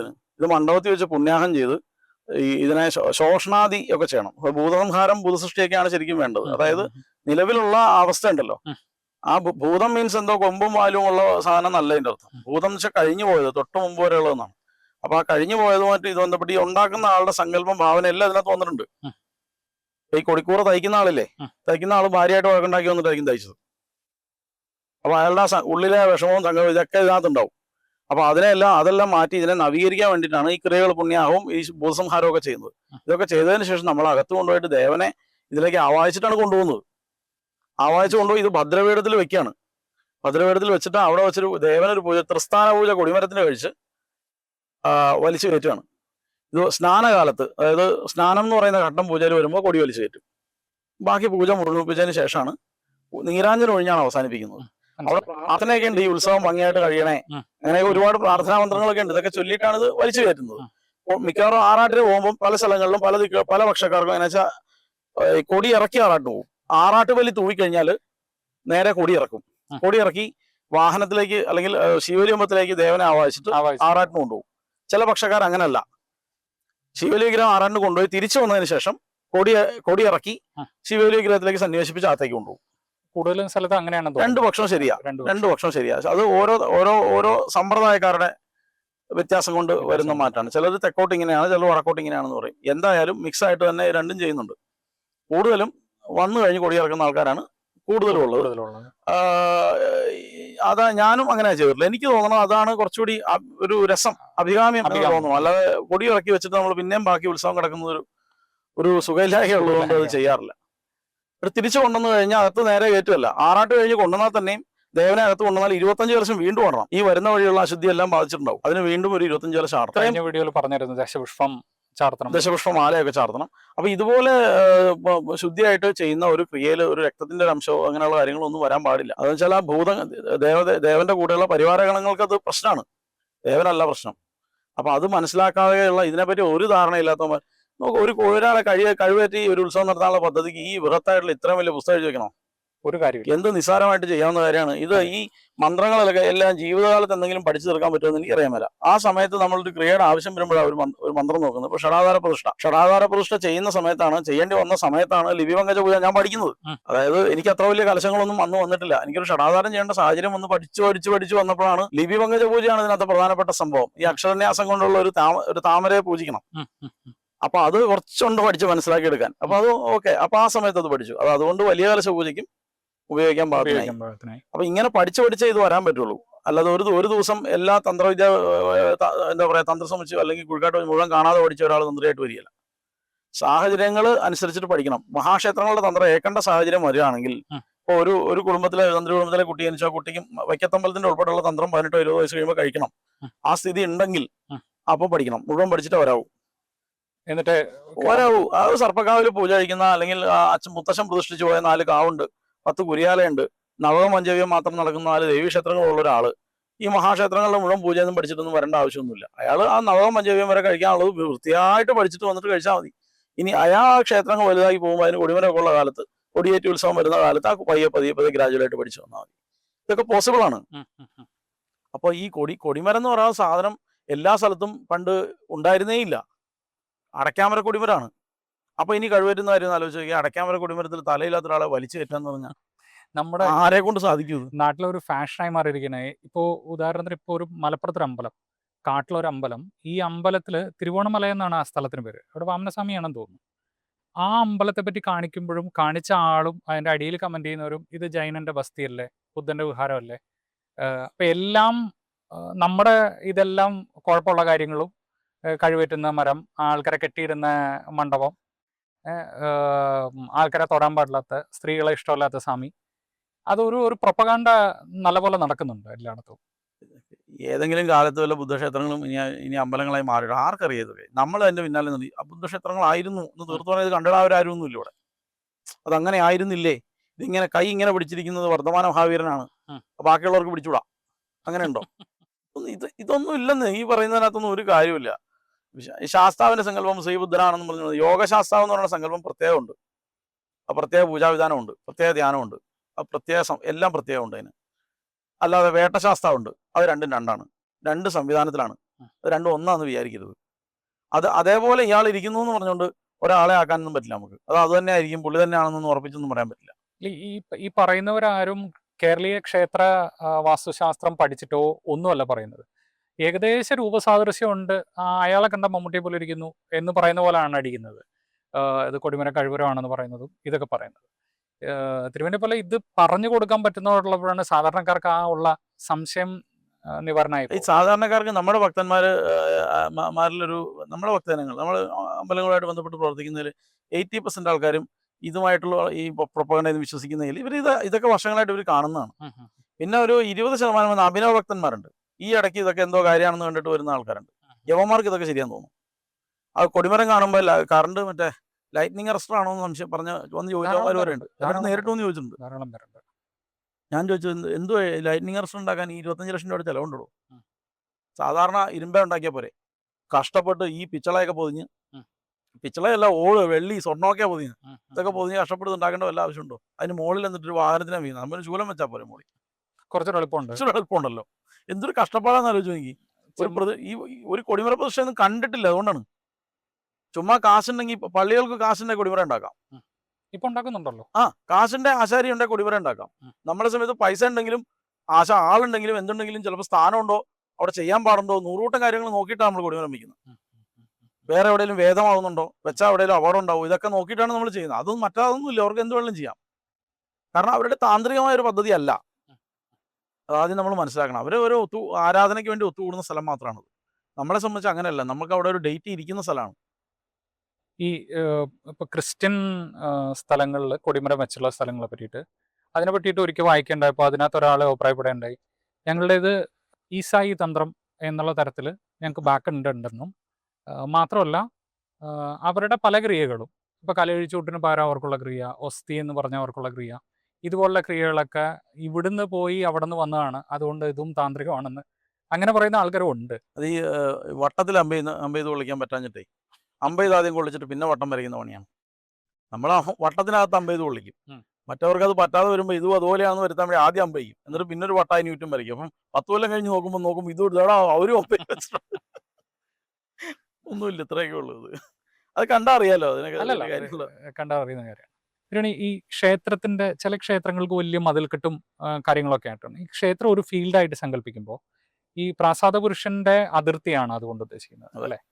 മതിൽ കൊണ്ട് ഉദ്ദേശിക്കുന്നത്. പക്ഷെ മതിലിനൊക്കെ ചടഞ്ഞ നമ്മളൊരു എന്തിനൊരു പരിധി എന്നുള്ള ഒരു സങ്കല്പം. പക്ഷേ നമ്മൾ നോക്കിയാൽ ഇപ്പോ ഈ ദേവന്റെ ഒരു ചൈതന്യം ഒക്കെ എവിടെ ആയിരിക്കും എന്ന് അന്വേഷിച്ചാൽ ഒരു ഗ്രാമം മുഴുവൻ വ്യാപിച്ച് അല്ലെങ്കിൽ ഒരു ദേശം മുഴുവൻ വ്യാപിച്ചൊക്കെ നിൽക്കുന്ന ചൈതന്യമാണ്. നമുക്കിപ്പോ ഈ ഗുരുവായൂരപ്പൻ എന്ന് പറഞ്ഞാൽ ഈ തൃശ്ശൂർ ജില്ലയും ഗുരുവായൂരും കൂടെ കൂട്ടി എല്ലാ സ്ഥലങ്ങളിലും വ്യാപിച്ച് നിൽക്കുകയായിരിക്കും. ഈ ഒരു 100 കിലോമീറ്റർ എങ്കിലും കുറഞ്ഞത് എനിക്ക് തോന്നുന്നത് ഇതിന്റെ വ്യാപനം ഉണ്ടെന്ന് തോന്നുന്നു. അത്രയെങ്കിലും കുറഞ്ഞാണോ, അത്ര ബലം ഉണ്ടാവും. നമ്മുടെ ഒരു അല്പബുദ്ധിക്ക് പറയുന്നതാണ് ഇത്ര കിലോമീറ്റർ. ഇതൊന്നും നമുക്ക് പരിധി നിശ്ചയിക്കാൻ പറ്റുന്നൊന്നുമല്ല. പക്ഷെ എന്നാലും ക്ഷേത്രത്തിനൊരു പരിധി, ഈ മര്യാദ എന്ന് പറയും. ആ മര്യാദ എന്തിനാണ് വയ്ക്കുന്നതെന്ന് വെച്ചാൽ ഇതിനുള്ളിലുള്ള ശുദ്ധാശുദ്ധങ്ങൾ മാത്രമേ നമ്മൾ പരിഗണിക്കുന്നുള്ളൂ, മറ്റത് പരിഗണിക്കുന്നില്ല എന്ന് വരുത്താനാണ്. അപ്പം അതിനുള്ളിലാണെങ്കിൽ മാത്രമേ നമുക്കത് നോക്കേണ്ടൂ. ഇപ്പം അതിർത്തി ഏതാണെന്ന് അറിയാതെ നമ്മളിങ്ങനെ കിടക്കുകയാണെങ്കിൽ നമ്മളുടെ ഏതാണോ അവരുടേതാണോ ഇതൊക്കെ സംശയം വരും. ഇത് പുറത്തുനിന്നുള്ളത് ഇങ്ങോട്ട് വരുമ്പോൾ ഇത് കൂട്ടണോ വേണ്ടയോ, ഇങ്ങനെയൊക്കെ കുറേ കാര്യങ്ങൾ നമുക്ക് ഡൗട്ട് വരും. നമ്മളൊരു വേലി വെട്ടി തിരിച്ചിട്ടുണ്ടെങ്കിൽ നമ്മുടെ ഉള്ളിലാണത്, അവിടെ വെളിയിൽ എന്ത് നടന്നാലും നമുക്ക് പ്രശ്നമല്ല എന്ന് പറയുന്ന പോലെ മതിൽക്കെട്ടിനെ ഒരു പരിധിയായിട്ട് നിശ്ചയിച്ചിരിക്കുന്നു. പാദം ഗോപുരമായതുകൊണ്ട് മതിൽക്കെട്ട് പരിധിയായിട്ട് നിശ്ചയിച്ചിരിക്കുന്നു എന്ന് മാത്രമേ അങ്ങനെ ഒരു. പിന്നെ കൊടിമരമുള്ള ക്ഷേത്രങ്ങൾക്ക് ചൈതന്യം കൂടുതലാണെന്നോ കുറവാണെന്നോ കൊടിമരം ഇല്ലാത്തത് മോശമാണെന്നോ ഒന്നും വിചാരിക്കരുത്. അങ്ങനെയൊന്നും അല്ല. അത് കാവുകളുടെ പദ്ധതിയിൽ കാവുകളിൽ അസാമാന്യമായ ചൈതന്യം കുടികൊള്ളുന്ന ഒരുപാട് കാവുകൾ നമുക്കുണ്ട്. ചെറിയ മീഡിയം ലെവലിൽ നിൽക്കുന്ന ക്ഷേത്രങ്ങൾ, കൊടിമരമൊന്നും ഇല്ലാത്ത സാധാരണ ഒരു അങ്കുരാതി ഉത്സവം മാത്രം നടത്തുന്ന അല്ലെങ്കിൽ ഒരു പടഹാതി ഉത്സവം മാത്രം നടത്തുന്ന മഹാക്ഷേത്രങ്ങളെക്കാൾ ശക്തിയുള്ള, മഹാക്ഷേത്രങ്ങളുടെ ശക്തി അളക്കാൻ ഞാനല്ല, ആളല്ല, എന്നാലും അതിനേക്കാൾ കൂടുതൽ ആൾ വരുന്ന, അതിനേക്കാൾ കൂടുതൽ വിശ്വാസികളുള്ള, അതിനേക്കാൾ കൂടുതൽ ഭക്തജനങ്ങൾ ആശ്രയിക്കുന്ന, ദേവതകളുള്ള, പ്രത്യക്ഷത്തിൽ അത്ഭുതങ്ങൾ കാട്ടിയിട്ടുള്ള ഒരുപാട് ദേവതാസ്ഥാനങ്ങളുള്ള ക്ഷേത്രങ്ങൾ കാവുകളായിട്ട് തന്നെ ഇപ്പോഴും നിൽക്കുന്നുണ്ട്. ചെറിയ ക്ഷേത്രങ്ങളായിട്ട് നിൽക്കുന്നുണ്ട്, മഹാക്ഷേത്രങ്ങളായിട്ട് മാറിയിട്ടുണ്ട്. നമ്മുടെ വലിയ ബൃഹത്തായ പദ്ധതിയാണ്. ഇത് ഒരു ആയുസ് കൊണ്ടൊന്നും പഠിച്ചു തീർക്കാൻ പറ്റുന്ന കാര്യങ്ങളല്ല. ഈ പദ്ധതിയെ പറ്റിയിട്ട് പൂജ പഠിച്ചിട്ടാണ് ഞാനിത് വിമർശിക്കണമെന്ന് പറഞ്ഞ് വിമർശിക്കുന്നവരൊക്കെ ഉണ്ട് ഇതിനകത്ത്. ഈ പദ്ധതിയെ മോശമാണെന്ന് പറയുന്നവർ. ഈ മഹാക്ഷേത്രങ്ങൾക്ക്, ഇപ്പോൾ പത്മനാഭസ്വാമി ക്ഷേത്രം പോലെയുള്ള മഹാക്ഷേത്രങ്ങൾക്ക് മുകളിൽ വെച്ചിരിക്കുന്ന താഴികക്കുടങ്ങൾ, ഗോപുരത്തിലും ഒക്കെ വെച്ചിരിക്കുന്ന താഴികക്കുടങ്ങൾ, സാധാരണഗതിയിൽ ഒരു 12 വർഷത്തിലൊരിക്കൽ കുംഭാഭിഷേകം നടത്തി ഈ താഴികക്കുടം മാറ്റി വയ്ക്കാം. ഇതിനുള്ളിൽ നെല്ല് നിറയ്ക്കാറുണ്ട്. ഈ ശരിക്ക് അതിൻ്റെ ഒരു സങ്കല്പം എന്തെങ്കിലും ഒരു ക്ഷാമകാലം വരികയോ പ്രളയകാലം വരികയോ വിത്തുകൾ നശിച്ചു പോവുകയോ ചെയ്താൽ ഉപയോഗിക്കണം എന്ന് കരുതിയിട്ടാണ് അത് വെച്ചിരിക്കുന്നത്. അത് 12 കൊല്ലം വരെ പ്രിസർവ് ചെയ്ത് വെക്കാൻ പറ്റും. അതിന് മുകളിലും ഇരിക്കും, ചിലപ്പോൾ 100 കൊല്ലം വരെ ഇരിക്കും. പക്ഷേ 12 കൊല്ലം വരെ എന്തായാലും ഇരിക്കും. ഈ നെല്ല് അതിനുള്ളിൽ ഉണ്ടാവും. മനസ്സിലായി. ഇപ്പം നമ്മൾ പത്മനാഭസ്വാമി ക്ഷേത്രത്തിൽ ഞാൻ ഈ ഇടയ്ക്ക് പോയപ്പോൾ ക്ഷേത്രമായിട്ട് അഡ്മിനിസ്ട്രേഷനിലുള്ള ഒരാൾ എനിക്ക് പറഞ്ഞു തന്നു, 6 അടിയോളം പോയിക്കൊണ്ട് ഒരെണ്ണത്തിന് ഒരു താഴികക്കുടത്തിന്. അത് വലിയ താഴികക്കുട, നമ്മൾ ഇവിടെ നോക്കുമ്പോൾ കുഞ്ഞായിട്ട് കാണുന്നത് മാത്രമേ ഉള്ളൂ. അപ്പം അത്തരത്തിലുള്ള 8 or 9 താഴികക്കുടമുണ്ട്. അപ്പം ആ താഴികക്കുടങ്ങൾക്കകത്തൊക്കെ ഈ നിറച്ച് വെച്ചിരിക്കുന്നു. അപ്പോൾ ഇതിനു മുമ്പ് ഇത് ഞാനൊരു തമിഴ്, നമ്മുടെ കുംഭാഭിഷേകം പൊതുവെ നമ്മുടെ നാട്ടിൽ അത്ര ഒരു പോപ്പുലർ അല്ലാത്തതുകൊണ്ട് ഈ തമിഴ് വിശ്വകർമ്മ ഇതിൽപ്പെട്ട ഒരു വാദ്യാര് എന്നോട് ഇത് പറഞ്ഞിട്ടുണ്ട്. അത് ഞാൻ ചെറിയ പ്രായത്തിലാണ് പറഞ്ഞു തന്നെ. അപ്പം എനിക്കന്ന് തമാശയായിട്ട് തോന്നി ഇത് പറയുമ്പോഴേ. ചുമ്മാ അദ്ദേഹം ചുമ്മാ അടിച്ചു വിടുന്ന. പക്ഷെ കുംഭകോണത്തിനടുത്ത് ഒരു ക്ഷേത്രത്തിൽ ഗ്രാനറി തന്നെ മൊത്തമായിട്ടുണ്ട്. അതായത് പല കാലത്തേക്ക് വരൾച്ചയിലേക്ക് സൂക്ഷിച്ചു വെച്ചേക്കുന്ന വിത്തുകൾ, വെള്ളം കൂടിയാൽ എടുക്കാൻ പറ്റുന്ന തുടങ്ങിയിട്ട് വിത്തുകൾ അവിടെ വെച്ചിട്ടുണ്ട്. ഇപ്പോഴും തമിഴ്നാട്ടിലെ കർഷകർ അവിടെ പോയിട്ട് പല റയർ വിത്തുകൾ എടുത്തിട്ട് വരുന്നുണ്ട്. ക്ഷേത്രത്തിന്റെ പേര് മറന്നുപോയി, അത് അങ്ങനെ തന്നെ അവർ കീപ്പ് ചെയ്യുന്നുണ്ട്. ഇപ്പൊ പറഞ്ഞപ്പോൾ രണ്ടും മുമ്പ് തിരുവനി പറഞ്ഞല്ലോ കേരളീയ ഇതും അതും വ്യത്യാസമല്ല. അത് അത് വെച്ചാൽ കേരളത്തിൽ കിട്ടുന്ന സാധനങ്ങൾ ഉപയോഗിച്ച് നമ്മൾ ചെയ്തിരിക്കുന്നതാണ്. നമ്മൾ ചെയ്തിരിക്കുന്നതാണ്. ഇവിടുത്തെ അവൈലബിലിറ്റി എന്താണോ അതനുസരിച്ചാണ്. ഈ തന്ത്രം എന്ന് പറയുന്നത് എപ്പോഴും ഒരു പ്രകൃതിയായിട്ട് ബന്ധപ്പെട്ടിട്ടാണ്. അഡാപ്റ്റ് ചെയ്യുന്നതാണ്. ഇപ്പം വാഴയില്ലാത്ത നാട്ടിൽ വാഴയില കൊണ്ട് പൂജ കഴിക്കണമെന്ന് ഇവിടുന്ന് വാഴയില വെട്ടി കൊണ്ടുപോകേണ്ട ആവശ്യമൊന്നുമില്ല. ഉം, ഉം, ഉം. അവിടെ കിട്ടുന്ന ഇല എന്താണോ അത് ഉപയോഗിക്കുക എന്നുള്ളതാണ് അതിനകത്ത് ശരിയായ പദ്ധതി. പകരം ദ്രവ്യം എടുക്കാം. ദ്രവ്യം മാത്രമല്ല, മേളം ഉൾപ്പെടെ അങ്ങനെ വേണമെന്നുള്ള പക്ഷക്കാരനാണ് ഞാൻ. ഇവിടുന്ന് ആഫ്രിക്കയിൽ ഇപ്പോൾ പ്രതിഷ്ഠ കഴിക്കുമ്പോൾ ഇവിടുന്ന് മേളക്കാരെ എല്ലാം കൂടെ എഴുന്നള്ളിച്ച് അവിടെ കൊണ്ട് പണി ഒട്ടിക്കല്ല വേണ്ടത്. തലയ്ക്ക് വെളിവുള്ള ആളാണെങ്കിൽ അവിടുത്തെ ട്രഡീഷണൽ മേളക്കാരുണ്ടാവും, അവിടുത്തെ വാദ്യം ഉണ്ടാവും, ആ പ്രകൃതിയായിട്ട് ബന്ധപ്പെട്ട സംഗീതം ഉണ്ടാവും. അതെന്താണെന്ന് മനസ്സിലാക്കി അതുമായിട്ട് നമ്മൾ ഇതിനെ താതാത്മ്യപ്പെടുത്തുകയാണ് വേണ്ടത്. അപ്പോഴേ അവരുടെ ഉത്സവമുള്ളൂ, അവരുടെ അമ്പലമാവുള്ളൂ, അവരുടെ ദേവതയാവുള്ളൂ. അല്ലാത്ത പക്ഷേ ഇത് നമ്മൾ ഫോറിനിൽ നിന്ന് കൊണ്ടെന്ന് വെച്ചാൽ ഇപ്പോൾ ഇവിടെ ഒരു അമ്പലം പണിതിട്ട് നാസിക് ധൂള് മേളം വെച്ച് അങ്ങനെ ഉണ്ടാവും. മനസ്സിലായി. നമ്മൾ ആരെങ്കിലും അതിൻ്റെ പഞ്ചായത്തിൽ പോവോ? ഇല്ല. ഇവിടെ ഉള്ളവരാരും പങ്കെടുക്കുമോ? അവരത് അപ്പോൾ അത് പഞ്ചാബികളുടെ അമ്പലമാണെന്ന് പറയും, അല്ലെ ബീഹാറികളുടെ അമ്പലം. കാലദേശങ്ങൾക്ക് അനുസരിച്ചാണ് തന്ത്രത്തെ ചിട്ടപ്പെടുത്തിയിരിക്കുന്നത്. കേരളത്തിൽ വന്നപ്പോഴാണ് ഈ വാദ്യങ്ങൾ ചെണ്ടയും തിമില ഇടയ്ക്കും ഒക്കെ ആയത്. പാണി മരപ്പാണിയും ഒക്കെ വരാൻ കാരണം. മറ്റ് ദേശങ്ങളിലേക്ക് പോകുമ്പോൾ ഇതൊന്നും അല്ല, അവിടെ കുറച്ച് വ്യത്യാസമുണ്ട്. ഇതിന്റെ അടിസ്ഥാനപരമായ കാര്യങ്ങളെല്ലാം തന്നെ ആഗമങ്ങളിലുള്ളതാണ്, അതിന് മാറ്റം വന്നിട്ടില്ല. ഒരേപോലെ. അതെ, അതിന്റെ അതായത് വേദത്തിന്റെ ആപ്ലിക്കേഷനാണ് തന്ത്രം. വേദത്തിന്റെ വേദത്തിന്റെ ഒരു പ്രോസസ്സിന്റെ ആപ്ലിക്കേഷനാണ് തന്ത്രം എന്ന് പറയുന്നത്. അപ്പം തന്ത്രം അപ്ലൈഡ് ആണ് തന്ത്രം എന്ന് പറയുന്നത്. അത് നിലവിലുള്ള വസ്തുക്കളിലേ നമുക്ക് അപ്ലൈ ചെയ്യാൻ പറ്റുള്ളൂ. ഇവിടെ കിട്ടുന്ന സാധനത്തിലേ തന്ത്രം അപ്ലൈ ചെയ്യാൻ പറ്റത്തുള്ളൂ. ഇപ്പം ബാലാമ്പൂ നിവേദയാമി, നമ്മൾ കരിക്ക് നിവേദിക്കും. കരിക്ക് തെങ്ങേ ഇല്ലാത്ത നാടുണ്ട്, ഇല്ലേ? അപ്പൊ അവിടെ വേറെ എന്തെങ്കിലും സംവിധാനം നോക്കണം. ഞങ്ങൾ ഈ ഇടയ്ക്ക് ഒരു ഭുവനേശ്വരിയെ കൂടിയിരുത്തി പാലക്കാട് അപ്പുറത്ത്. അപ്പോൾ പ്രതിഷ്ഠ കഴിഞ്ഞപ്പോൾ ഞാൻ പറഞ്ഞു, ആദ്യം വരുന്ന വസ്തു വിശേഷ നിധിയായിട്ട് കൂട്ടാം. ഭഗവതിക്ക് ആദ്യം കൊണ്ടുവരുന്നത് ഈ ഒരു വിഷയം നമ്മൾ പ്രതിഷ്ഠയാണെന്ന്, അല്ലെങ്കിൽ ഇവിടെ ഒരു ഭുവനേശ്വരിയുടെ ഒരു പ്രതിഷ്ഠ നടക്കുകയാണെന്നൊക്കെ പറയുന്നതിന് മുമ്പ് പറയാതെ തന്നെ അറിയാതെ തന്നെ ഒരാൾ വന്നു. അപ്പം അദ്ദേഹം കാണാൻ വന്നപ്പോൾ എന്ത് ചെയ്തു, ഈ പനനൊങ്കാണ് കൊണ്ടുവന്നത്. പാലക്കാട് ഏരിയ, ചൂടുള്ള സമയമാണ്, മനസ്സിലായി. ഒരുപാട് കൊണ്ടുവന്നു. അപ്പം ഞാനിത് ചിരിച്ചു. മറ്റേത് ചോദിച്ചു, പറ്റുമോ? അത് പറ്റും, കരിക്ക് നിവേദിക്കാമെങ്കിൽ ഇതും പറ്റും. അത് നിവേദിച്ചു. അത് കഴിഞ്ഞിട്ട് ഞങ്ങൾ പിന്നെ നമ്മൾ പരിശോധന ഉണ്ടല്ലോ കുറച്ച് നാളെ. അപ്പം അത് ഇഷ്ടമാണ്, താല്പര്യമാണ്. അപ്പം അത് ശരി, എന്നാൽ അതാവട്ടെ. ഇതിങ്ങനെ നിൽക്കിയല്ലേ ദേവതയെ. നിങ്ങൾ എപ്പോഴും ഈ ദേവതകളൊക്കെ, പ്രത്യേകിച്ച് ഭുവനേശ്വരി പദ്ധതി, നമ്മളിപ്പോൾ വന്ന് ഭുവനേശ്വരിയിൽ വന്നു. ഭുവനേശ്വരി പദ്ധതി എന്ന് പറയുന്നത് തന്നെ ആ തറവാടുമായി ബന്ധപ്പെട്ടത്, ആ ദേശവുമായി ബന്ധപ്പെട്ടതാണ്. അല്ലാതെ നമ്മളുമായിട്ട് വിഭിന്നമായ ഒരു സാധനമല്ല. നമ്മളറിയാത്ത ആളല്ല അവിടെ ഇരിക്കുന്ന ഭഗവതി, അല്ലെങ്കിൽ നമ്മളറിയാത്തവരുമല്ല. നമ്മളുടെ ശുദ്ധാശുദ്ധങ്ങളും അശുദ്ധിയും സകല പ്രശ്നങ്ങളും അറിഞ്ഞു തന്നെയാണ് ആ ഭഗവതി അവിടെ ഇരിക്കുന്നത്. മുമ്പ് പറഞ്ഞ ക്ഷേത്രപതിയിൽ നിന്ന് വിഭിന്നമായിട്ടുള്ള. അതെ, അത് ആ പദ്ധതി എന്ന് പറയുന്നത് നമ്മളുടെ ഒരു വ്യക്തിഗത ഉപാസനാ പദ്ധതിയാണ്. അത് സമൂഹ ഉപാസനയ്ക്കുള്ളതല്ല. അതായത് അവനവൻ്റെ പരദേവത ഉപാസന എന്ന് പറയുന്നത് വ്യക്തി ഉപാസനയാണ്, വ്യക്തിഗതമായ ഉപാസനാ പദ്ധതിയാണ്, അല്ലെങ്കിൽ ഒരു കുടുംബത്തിൻ്റെതായിട്ടുള്ള ഉപാസനാ പദ്ധതിയാണ്. അതിന് ക്ഷേത്രമായിട്ടും പരസ്യമായിട്ടും ആളുകളെ കാണിച്ച് തൊഴിക്കാനുള്ള മുമ്പ് പറഞ്ഞ മഹാക്ഷേത്രത്തിന്റെ ഘടനയില്ലാതെ നമുക്ക് വീട്ടിൽ വെച്ച് ആരാധിക്കാനുള്ള ആണെന്ന്. ഞങ്ങൾ ഈ വ്യവസ്ഥയൊന്നും പാലിക്കാൻ ഞങ്ങൾക്ക് താല്പര്യമില്ല. ഈ ക്ഷേത്രത്തിലുള്ള പൂജാവിധാനങ്ങളൊന്നും ഇഷ്ടം. എന്നോട് ചോദിച്ചിട്ടുണ്ട് ആളുകൾ. എന്നോട് ഇങ്ങനെ ചോദിക്കുക, നമ്മൾ ഈ പറയുന്ന പോലെയുള്ള പദ്ധതി, ജലാന്തുള്ള പൂജയും ഇതൊന്നും അല്ലാതെ ഞങ്ങൾക്ക് തോന്നുന്ന പോലെ ഒരു പൂജ, ഞങ്ങൾക്ക് ഇഷ്ടമുള്ള പോലെ ഞങ്ങൾ അമ്മേ നാരായണ, ദേവി നാരായണ, ലക്ഷ്മി നാരായണ എന്നൊക്കെ പറഞ്ഞ് ചൊല്ലി പുഷ്പങ്ങളൊക്കെ അർച്ചിച്ച് ഞങ്ങൾക്ക് പറ്റുന്ന പോലുള്ളൊരു പായസമൊക്കെ ഉണ്ടാക്കി വെക്കുകയോ, അല്ലെങ്കിൽ ഞങ്ങൾ എന്തെങ്കിലുമൊക്കെ അടയോ ഉണ്ണിയപ്പോ ഇഡലിയോ ഒക്കെ നേദിച്ചാൽ ഇത് പറ്റില്ലേ എന്നോട് ചോദിച്ചിട്ടുണ്ട്. ഇത് ഭഗവതിക്ക് ഇഷ്ടമല്ലാതെ വരുമോ? ഇല്ല, സ്വീകരിക്കും. പക്ഷേ വ്യവസ്ഥയായിട്ട് ചിട്ടപ്പെടുത്തിയ ക്ഷേത്രത്തിൽ ചേരുന്നേ ഉള്ളൂ. നമ്മൾ മുമ്പ് പറഞ്ഞ പോലെ അതിലൊരു വ്യവസ്ഥ തീരുമാനിച്ചു വെച്ചിട്ടുണ്ട്, സംവിധാനം ഉണ്ട് അതിന്. അത് ഈ പ്രാണപ്രതിഷ്ഠ ചെയ്യുന്ന സമയത്ത് തീരുമാനിക്കുന്നതാണ്. അത് ഞാൻ പറഞ്ഞില്ലേ, ഇപ്പം വയലാർ എഴുതി ദേവരാജ മാസ്റ്റർ ട്യൂൺ ചെയ്ത് യേശുദാസ് പാടിയാലേ പാട്ടാവൂ എന്ന് പറയരുത്. മനസ്സിലായി. നിങ്ങൾ തന്നെ എഴുതി, നിങ്ങൾ തന്നെ ട്യൂൺ ചെയ്ത് പാടിയാലും അത് പാട്ട് തന്നെയാണ്. അതിന് കുഴപ്പമൊന്നുമില്ല. ആ പാട്ട് ആസ്വദിക്കാൻ പറ്റുമോ ഇല്ലയോ എന്നുള്ളത് നിങ്ങളാണ് തീരുമാനിക്കുന്നത്.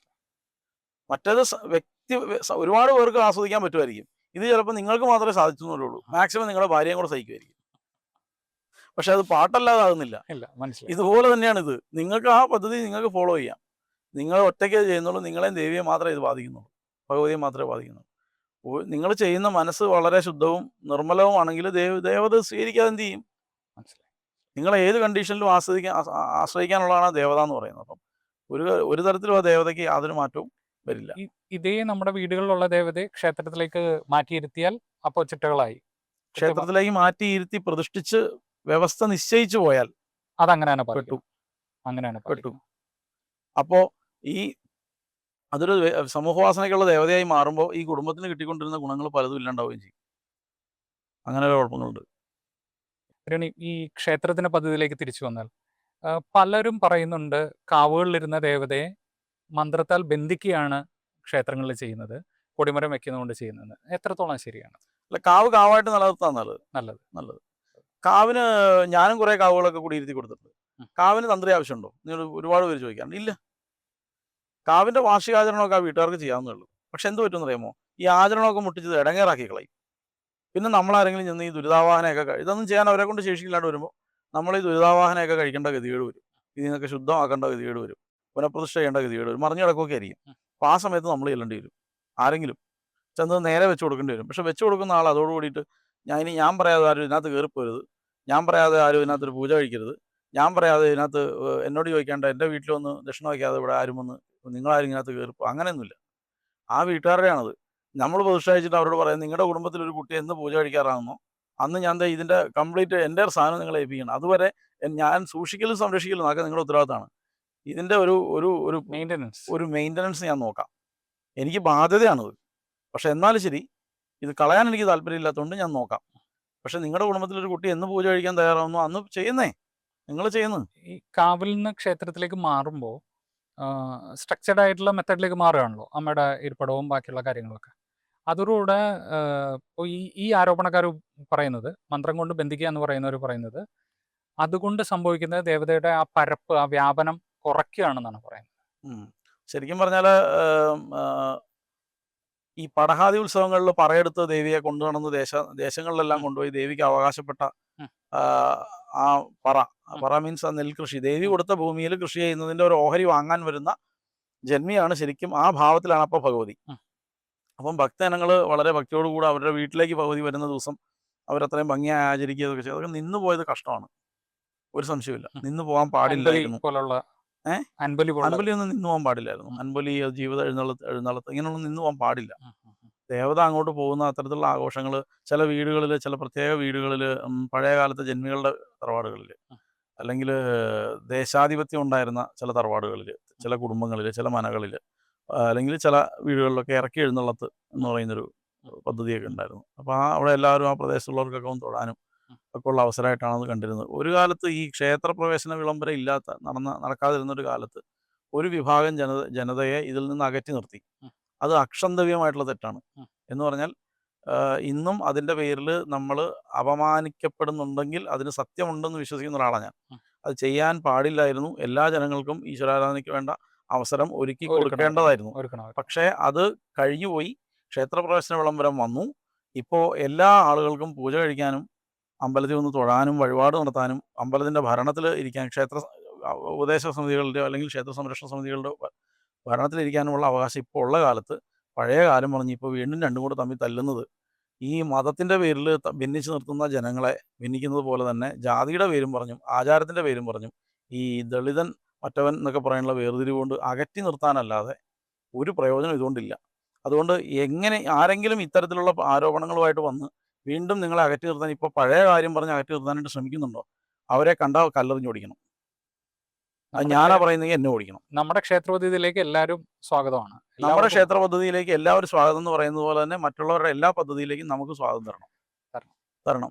ഇപ്പം ഞാൻ സർപ്പം തുള്ളൽ ഉള്ള എൻ്റെ അടുത്തുള്ള വീടുകളിലൊക്കെ പലയിടത്തും ഉണ്ടായിരുന്നു, തറവാടുകളിലൊക്കെ ഉണ്ട്, പല വീടുകളിലും ഉണ്ടായിരുന്നു. ഞാൻ പോകാറുണ്ട്, ഞാൻ പോയി പങ്കെടുക്കും. എൻ്റെ ഒരു സുഹൃത്തിൻ്റെ വീട് ഇരിക്കുന്നത് ഇപ്പം നഗർ എന്നൊക്കെ പറഞ്ഞ് റീനെയിം ചെയ്ത ഒരു പ്രദേശമാണ്. ഒരു കുറച്ച് പേര് തിങ്ങി പാർക്കുന്ന ഭാഗത്താണ്. അവിടെ പതികളുടെ ആരാധനയുണ്ട്. പതി അവരുടെ ആളുകൾ തന്നെയാണ് പൂജ കഴിക്കുന്നതൊക്കെ. ഞാൻ പോകാറുണ്ട്. വയലിൻ്റെ സൈഡിലൊക്കെ ആയിട്ട് ഉണ്ടാവും. അവിടെ ഈ ബ്രഹ്മരക്ഷസ്, യക്ഷി ഇങ്ങനെയുള്ള മൂർത്തികൾ തുള്ളാറുണ്ട്, വിളിക്കാറുണ്ട്. പതിയുടെ പൂജ എന്ന് പറഞ്ഞ് വിളിക്കും. ഞാൻ പോകാറുണ്ട്, അവരുടെ കൂടെ പോകാറുണ്ട്. അന്നത്തെ ദിവസമായിട്ട് അവരുടെ കൂടെ ഇരുന്ന് കഞ്ഞി കുടിക്കും. എൻ്റെ കൂടെ പഠിച്ച ആൾക്കാരുണ്ട് അതിനകത്ത്. ഞങ്ങൾ ഒരുമിച്ചിരുന്ന് വർത്തമാനം പറയും, പഴയ സ്കൂളിലെ കഥകൾ പറയും. എല്ലാം കഴിഞ്ഞ് ഞങ്ങൾ ഒരുമിച്ച് തിരിച്ചു പോരും. ചില സമയത്ത് അവർ വീട്ടിൽ കൊണ്ട് വിട്ടിട്ട് പോകും. വണ്ടിയില്ലാതെ പോകുന്നെങ്കിൽ വീട്ടിൽ കൊണ്ട് വിടും. ഇതൊക്കെ പതിവായിട്ട് നടക്കുന്നുണ്ട്. നമ്മുടെ വീട്ടിലെ പദ്ധതി നടക്കുന്ന സമയത്ത് 100% ആൾക്കാരും നമ്മുടെ അടുത്ത് വരാറുണ്ട്. എന്നുവെച്ചാൽ ഇതുമായി ബന്ധപ്പെട്ട് എല്ലാവരും വരാറുണ്ട്. നമ്മളാരും ഇന്ന് വരെ വരുന്ന ആൾ ഇന്ന സമുദായക്കാരനാണോ, ഇന്ന ജാതിയുള്ളവനാണോ, ഇവനൊക്കെ സ്ത്രീലോ, ഇവൻ അതാണോ ഇതാണോ, ഇതൊന്നും നമ്മളാരും നോക്കാറില്ല.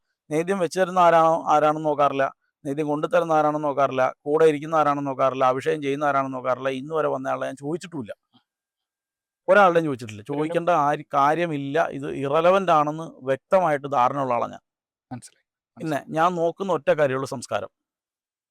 മനസ്സിലായി. അത് സംസ്കാരമില്ലാത്തവൻ ഏത് ഇല്ലത്തുനിന്ന് വന്നാണെങ്കിലും ശരി, പടിക്ക് പുറത്തേ നിർത്തുള്ളൂ. സംസ്കാരം ഉള്ളവൻ ആരായാലും ശരി, അത് നമുക്കൊപ്പാണ്, നമ്മളെ തുല്യമാണ്, ഈക്വലാണ്, നമ്മുടെ കൂടെയാണ് അവരുടെ സ്ഥാനം. മനസ്സിലായി. തിരുവനി പറയുന്നത് നമ്മുടെ കേരളീയ ക്ഷേത്ര പദ്ധതി മൊത്തമായിട്ട് ഇൻക്ലൂസീവായ ഒരു പദ്ധതിയാണ്.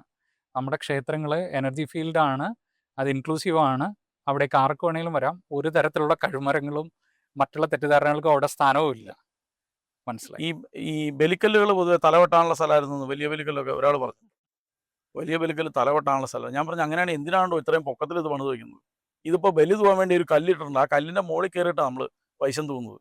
ഇത് തലവെട്ടാനാണ് നമ്മുടെ ഒരു ടേബിൾ ലെവലിൽ ഉണ്ടാക്കിയത്. ആലോചിച്ച് നോക്കി, ഒരുത്തിനെ വലിച്ച് അതിൻ്റെ മുകളിൽ കയറണം, പിന്നെ വെട്ടാനുള്ള മുകളിൽ നിർത്തി ചാടണം, എന്നാലേ വെട്ടാൻ പറ്റും. എന്തൊരു പാടാണെന്ന് ആലോചിച്ചു. ദേവന് ബലി നൽകാനുള്ളതാണെന്നുള്ള തെറ്റിദ്ധാരണയിലാണ് പോകുന്നത്. അത് അല്ലെ എന്തൊക്കെ വേണേലും പറഞ്ഞൂടെ, പറയാം. എന്തൊക്കെ വേണേലും പറഞ്ഞൂടെ? അത് ഇങ്ങനെ ഒരു കാര്യമില്ല ഇതിനകത്ത്. ഒരു കാര്യമില്ലെന്ന് പറഞ്ഞാൽ വെറുതെ നമുക്ക് ഒരു ഭാവനാ സൃഷ്ടിയാണ്. 1-2 പേരുണ്ട് ഫേസ്ബുക്കിൽ ഇങ്ങനെ ഭാവനാ കഥകൾ അടിച്ചുവിടുന്ന ആൾക്കാരുണ്ട്. അവരുടെ കോംപ്ലക്സ്, അവരുടെ ഉള്ളിലെ ആ ഒരു സാധനം പുറത്ത്. അല്ലെങ്കിൽ ഇവർ പെയ്ഡാണ്, ആരെങ്കിലും ഇവർക്ക് പൈസ അതിന് വേണ്ടി കൊടുക്കുന്നുണ്ട്. വളരെ സന്തോഷം.